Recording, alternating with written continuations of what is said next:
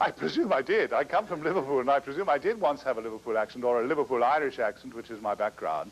But, you know, on the way, I mean, I left when I was 14 or 15. I mean, by the time I was 15, you know, I was in a monastery, and there were a lot of peculiar people in there. I mean, there were more peculiar people in there than there were in Doctor Who.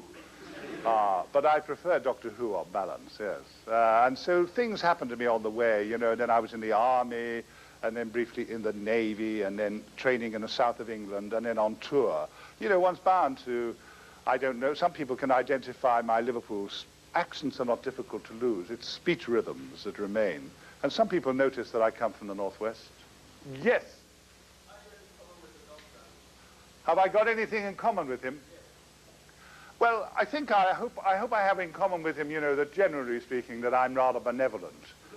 And that, you know, I'm benevolent, yeah. I believe in that benevolence, yes, I do. So I have that, yeah? Say that again? Ah, well, the thing is, we didn't have any money. I mean, that added to the charm, didn't it? I used to like having rows at them when they used to say, you know, you'd do something on the floor, and they'd say, we're going again. I'd say, why? And they say, because the set shook. And you'd say, well, look, on Gallifrey, in the, you know, that's the kind of architecture it is. Things shake. And they don't like that at the BBC. They say, let's do it again, Tom. And so I would do it again. And because once I'd signed a contract, I could get quite difficult, you know. Towards the end of the contract, and I became very nice again. And then I signed it again, and so it went on. But when I was in America, I went to talk to some people in Chicago or somewhere like that. And there were a lot of science students there. And anyway, one fellow was doing a PhD or something trivial like that on figures in heroes in science fantasy. And so when he got up, he told me that, this big windy speech about doing his PhD and how I was his hero, and I thought, will he never get on with it? He said, but he said, I noticed, sir, that even you are so extraordinary as an actor. He said, I've never seen another actor even come through a door like you. I said, really? Because suddenly he said that. I remember a very great director called John Dexter. He said to me, Baker, you're so boring. You can't even come through a door sincerely. And I do remember that wounding me terribly. I kept thinking to myself, why do I have to come through a door sincerely, you know? I have to come through a door interestingly, but sincerely. But Dexter was a cruel man. Although a mighty director. But, so this fellow said, he said, the way you come through a door is so amazing. I said, well, really, I can't comment on that. No, he said, look, and it was a big do. And he ran his bloody stuff. It was ready. You know, he shouted 28, and they wrote Silas Marner's bloody thesis. And there's me coming through a door in Doctor Who. He said, you see what I mean? And the Americans all clapped because they're generous. I said, no. That's got nothing to do with subtlety. It's to do with the British sets. If I'd come through the door naturalistically, we would have had to shoot it again. So everyone was creeping around the whole time, closing doors like that. Otherwise, it wouldn't come. Isn't it? I mean, funny, people, you know, years later, people misinterpret that as it being deliberate. It wasn't. I really didn't know what was going on. And as long as it remained funny to do, and I did actually, the only hard work I did was to go out among children and young people in hospitals and schools, and so I fed off them, you know, and as long as they were liking it, I just left it alone. I didn't want to know what to do. I just thought, you know, just respond and keep it rolling. I didn't want to tamper with it or have people examining scenes and saying, maybe this is not serious enough. I'm getting near the end of you, aren't I? Go on.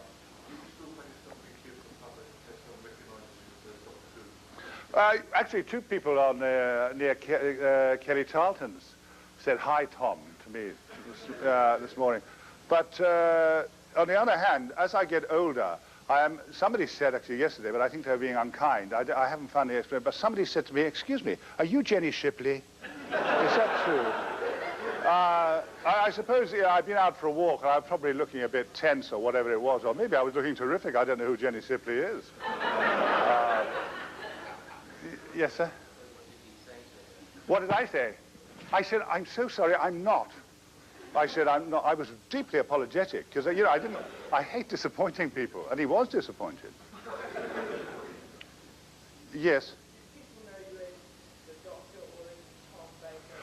I don't think anybody knows the difference. We don't know the difference, do we?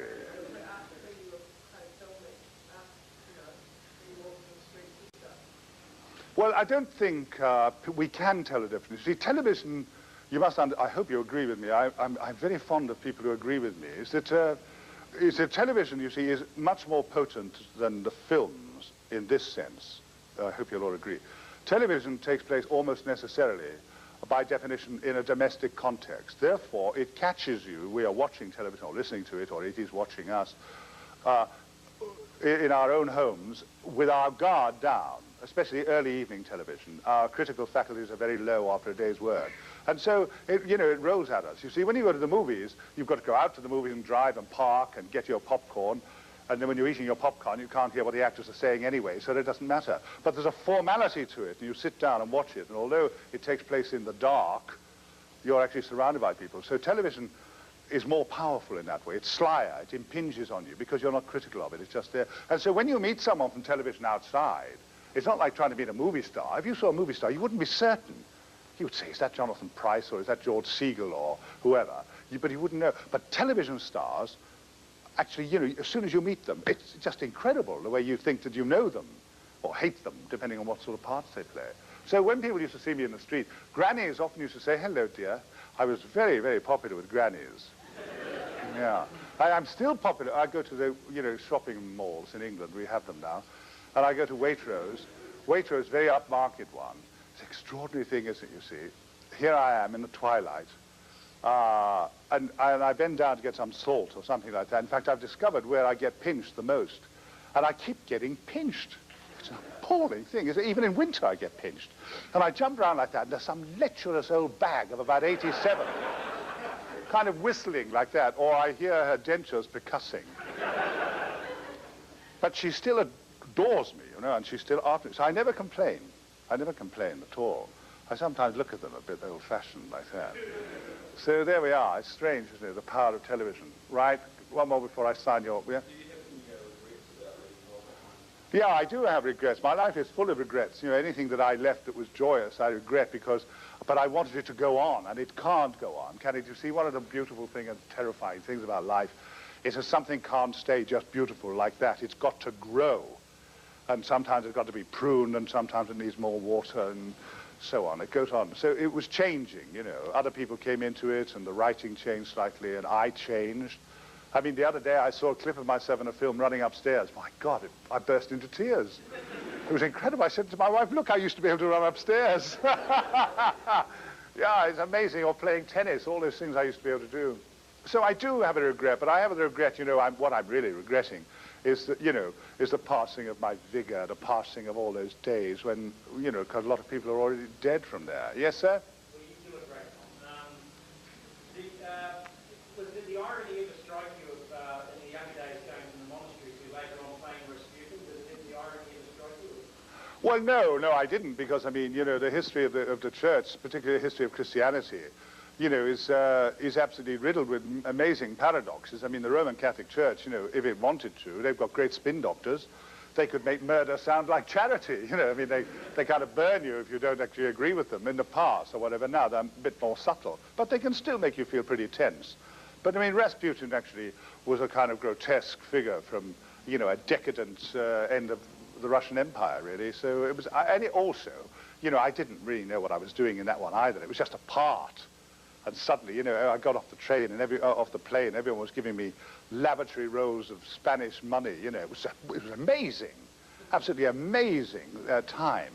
All this dough was being thrown at me, and cars and people taking my photographs and then asking my opinion. That was the amazing thing about a movie. When you're flirting with movies, people suddenly ask your opinion about things, even though you don't know anything about it. People say, what do you think of the influence of Schopenhauer on Wagner? And I think, my God. I said, well, I think sometimes it may be exaggerated a bit. And they say, right, Tom. And I think, what did he ask me that for? I think about the influence of Schopenhauer on Wagner, indeed. I don't care. Yeah.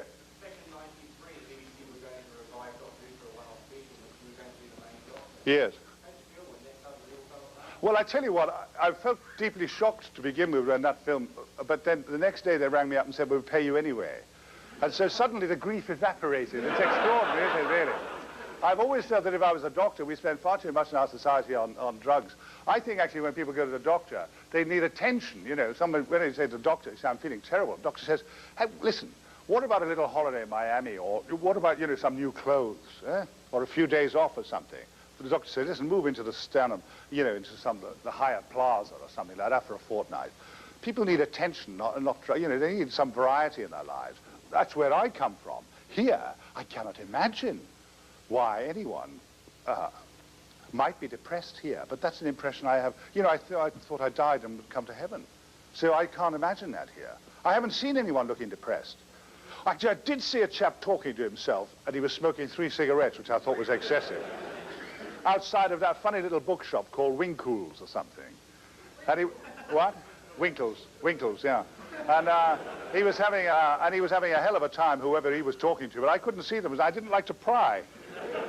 But even though, so 3 cigarettes, which I thought was a bit defiant, even though he looked terrible, yeah.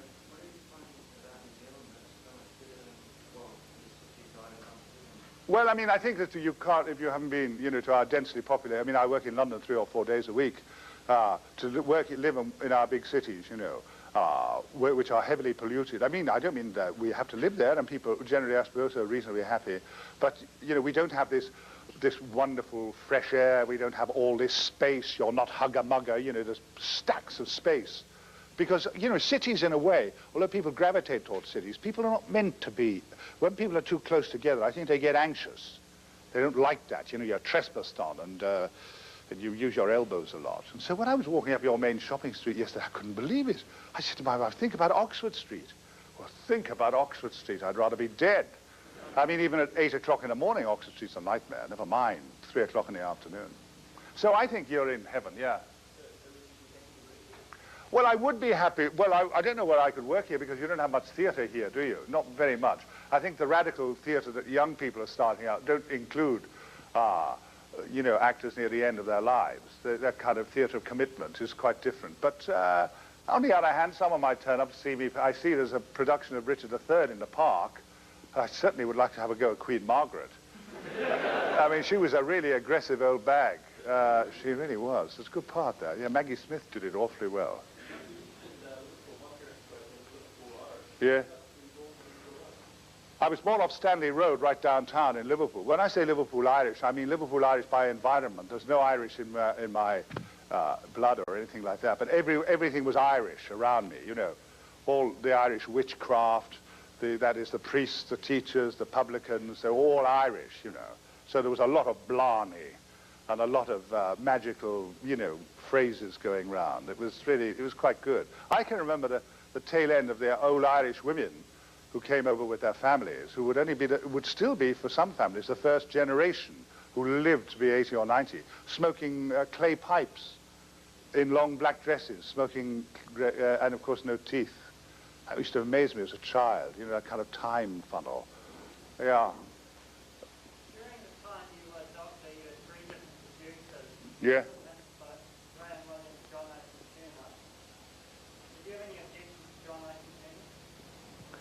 Hey. No, I don't think I had any objections to him. No, he seemed a nice chap. I was talking to him the other day. No, I don't think I had any objections. There's always a collision, you know. When you're actually creating something funny, especially, you know, kind of comedy thriller, it's always a collision of wills, isn't it? You know, I mean, you've got to actually give way.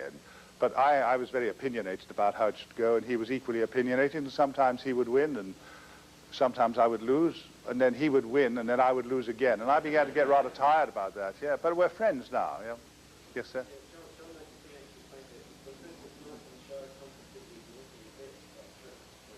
Well, it might be true. It might be true that I ignored him for 6 months, yes. I thought it was longer than that. But yeah, I may have done, but I mean, maybe anxiety, you know. I needed to be wooed. You know, I felt I was an artist. I needed to be wooed. I couldn't just have someone take over as if I was, you know, running an ice cream thing. You know, I felt a big responsibility to an enormous audience, which they didn't feel. I was the one who was out there. When the audience was 8 or 9 or 10 million young people, you know, I took this extreme, I don't mean that I hope I didn't bore them about it, but I mean, I was out there cultivating the customers, you know, my existence was out there, and I wanted to know what they felt and how we were going. And I was very acutely aware of the ratings. If anyone suggested we tamper with something, I said, you know, I'd want to know why. And if someone said, well, I think we did something new, I said, well, why? You know, no, if someone says, you know, let's tamper with the beer, when it's absolutely great beer, or someone says, let's try some pepper in the champagne. You say, well, why? You know, we're getting a bit restless here. We just keep things, when things are happy and rolling along, then it behooves us to be a bit attentive, yeah. One more, and then I'll stop.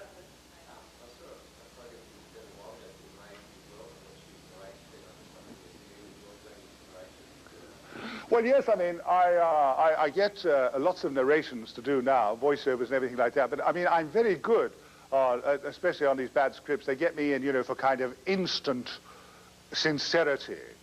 And so my job is to transmute trashy words, you know, into rolled gold or something like that, you know, because, you know, an awful lot, you know, one of the things about business and competition is that it tend towards the same. So anyone, as soon as someone comes up with a nice formula, a film, it doesn't matter what, book, anything, there's a rip-off movement all the time behind it. So if suddenly someone comes up with a nice line in doing something, someone gets on the back of that, you know, all the time. It gets very tedious. They all copy each other. It's very boring.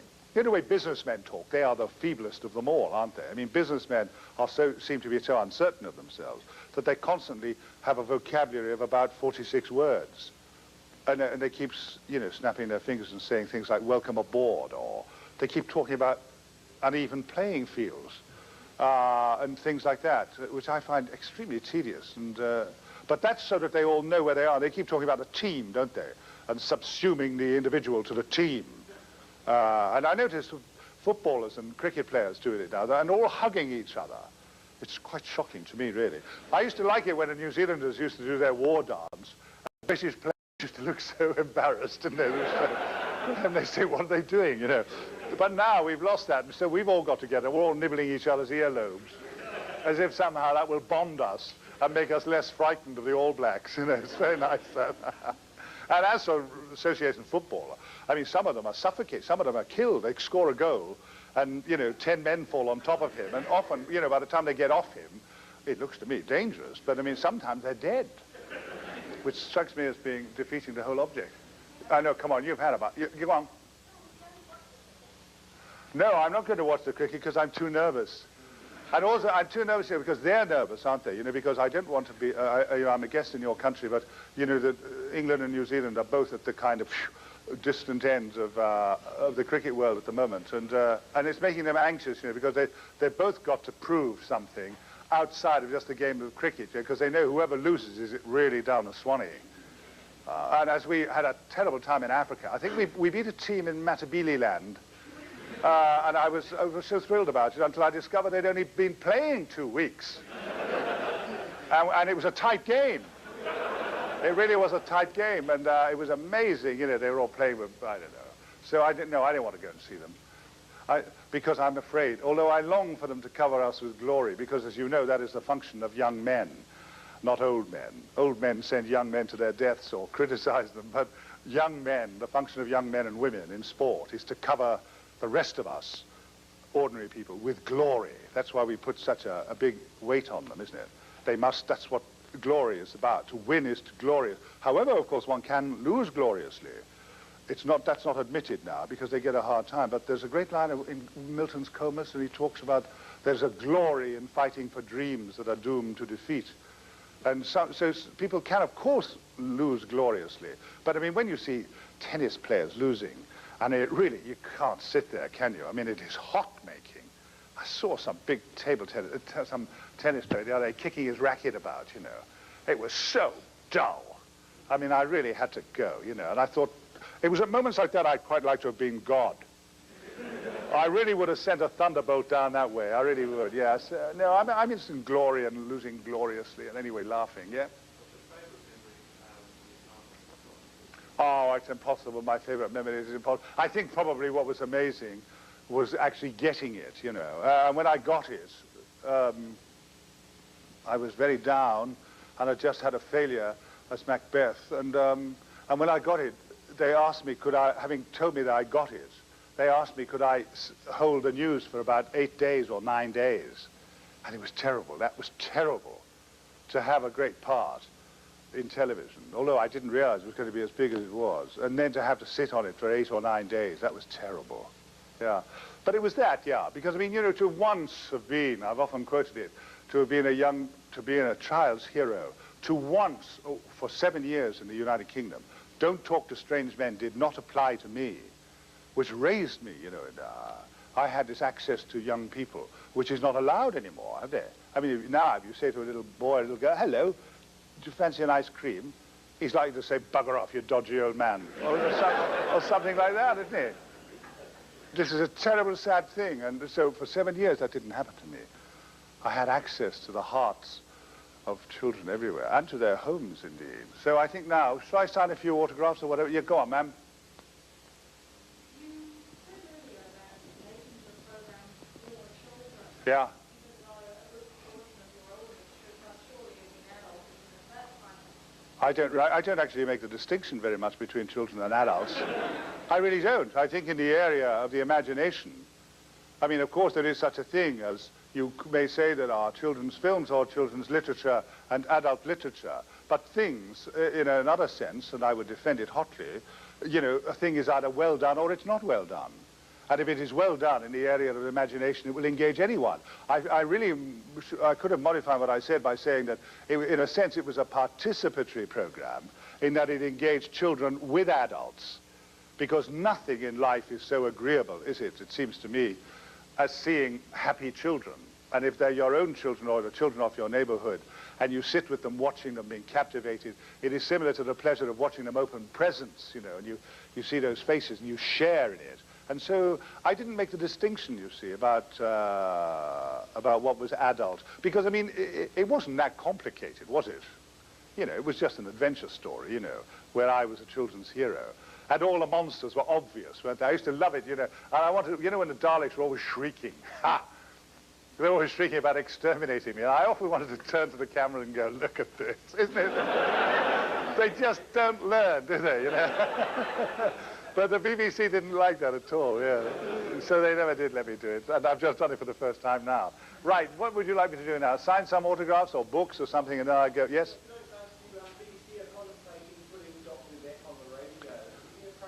I have been, well, you wouldn't say approached, that's far too direct a word for the English.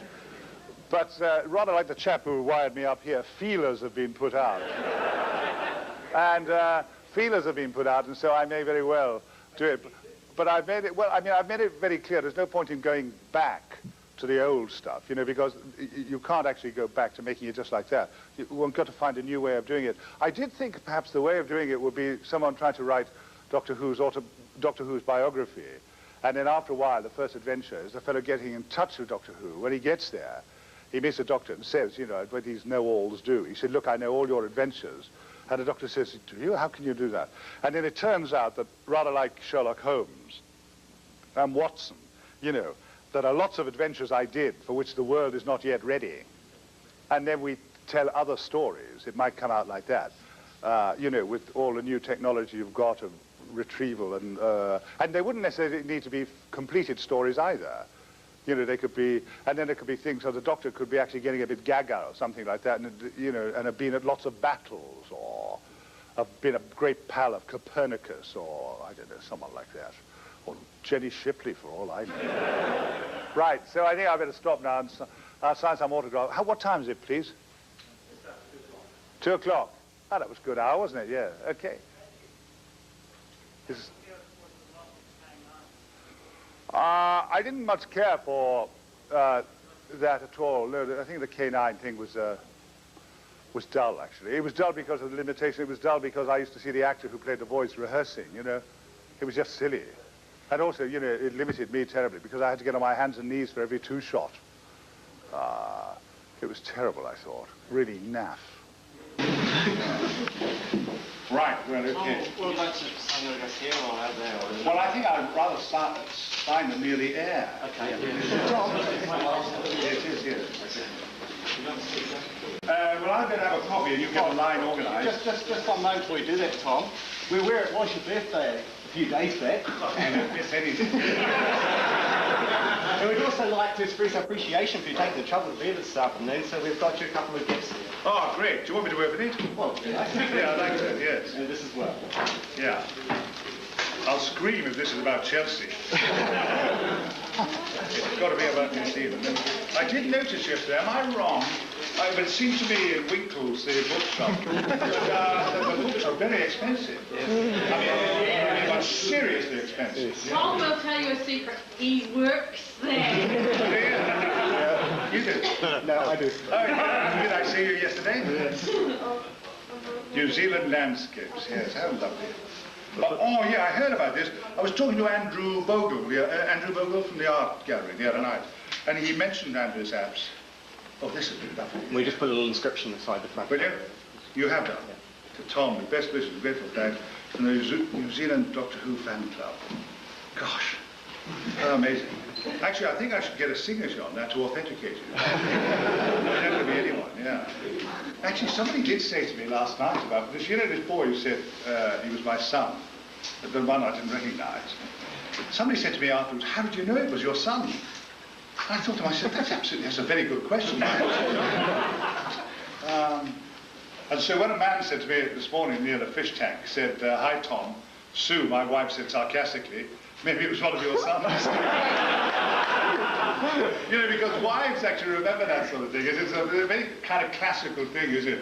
Sometimes, you know, I'm watching television, when I'm doing the washing up, I associate it with washing up and scouring pans. And suddenly I see someone who's always on television, you know, like Joanna Lumley or something. And I'd say, Joanna Lumley, she seems a nice girl. You know, God, that's a paralyzingly dull observation. I think, she seems a nice girl, Joanna Lumley, an awful lot of teeth, but she seems a nice girl. And about 6 weeks later, you know, I'm just eating some fish, and I say to my wife, you know, the sauce is a bit off on this fish. And she says, maybe you should get Joanna Lumley to have a go at it. It's funny, isn't it, that people can be so sensitive 6 weeks after. So when my wife said, maybe he's a son of yours, it was just her getting at me a bit, you know. The way people who love each other must necessarily get at each other. Well, you know. Right, thanks for that. And, Brookfields, Chardonnay. Yes, that's good. That's good. You know, that's the wine here. The wine here is excellent, isn't it? Because, you know, I'd like to remind you, the first miracle of the New Testament was, of course, what? Thank God bless him, ma'am. Turning water into wine, that glorious miracle, isn't it? That's one of the most tough. I often read the New Testament, and that's a great miracle there. I love that idea of the whole party, when the mother says to her son, they've got no wine. Is that amazing? You said, they've run out of drink at a wedding. And he said to her, the way sons do with their mothers who adore them, he said, well, what's that to you and me? And she said, ah. But she went away and she said, listen, if he says anything, just do it. And a couple of minutes later, he said, here, fetch in the water. Like that. Mind you, he did have a very influential father. Okay, well, I'll sign some pictures out there. Or whatever. Yeah. Thanks a lot. Nice to see you.